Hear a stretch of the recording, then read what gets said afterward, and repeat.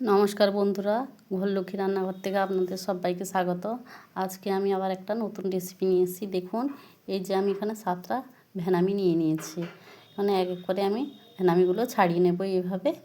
এইভাবে ছাড়িয়ে আমি তার উপর দিয়ে খোসাটা বের করে নেব। এই যে দেখুন, আমার একটা ছাড়ানো হয়ে গেল। এবার সবগুলো এক এক করে আমার সবগুলো ছাড়ানো হয়ে গেছে। এবার ধুয়ে আমি এটাকে পরিষ্কার করে নেব। মাছটাকে ধুয়ে নিয়ে চলে এসেছি। এবার লবণ আর হলুদের গুঁড়ো মাছের সঙ্গে দিয়ে দেবো, দিয়ে একসঙ্গে ভালোভাবে এইভাবে আমি মেখে নেব। আজকে এই মাছটা দিয়ে আমি ফুলকপি আর আলু কেটেছি, ফুলকপি আলু দিয়ে ঝোল বানাবো। তাই প্রথম থেকে বন্ধুরা, যে সকল বন্ধুরা প্রথম থেকে দেখছেন শেষ অবধি পুরো ভিডিওটা দেখতে থাকবেন। এবার মাছগুলো আমি তেলের মধ্যে দিয়ে দিলাম, দিয়ে মাছগুলো এক এক করে ভেজে নেব।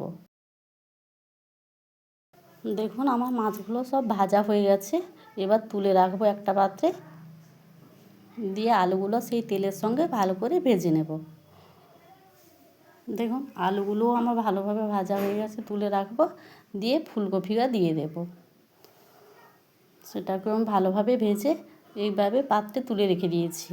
এবার আমি তেল দিয়ে দিলাম, দিয়ে আমি পেঁয়াজ কুচি দিয়ে দেবো। এখানে মিডিয়াম সাইজের দুটো আমি পেঁয়াজ কুচি নিয়ে নিয়েছি, দিয়ে দিলাম। তার উপর দিয়ে দিলাম টমেটো কাটা, দিয়ে একসঙ্গে ভালো করে ভেজে দিয়ে দেব রসুন বাটা, আবারও দিয়ে দেব আদা বাটা, দিয়ে একসঙ্গে মশলাটাকে ভালোভাবে কষবো। দেখুন, মশলাটা আমার ভালোভাবে কষানো হয়ে গেছে। এবার উপর দিয়ে লঙ্কার গুঁড়ো, হলুদের গুঁড়ো দিয়ে দিলাম, দিয়ে এবার ফুলকপি আলুটাকে সামান্য পরিমাণে 5 থেকে 10 মিনিট ভালোভাবে এভাবে কষাবো। দেখুন, কষানো আমার হয়ে গেছে। এবার উপর দিয়ে জল দিয়ে দিলাম, দিয়ে মাছগুলো দিয়ে দিলাম উপর দিয়ে।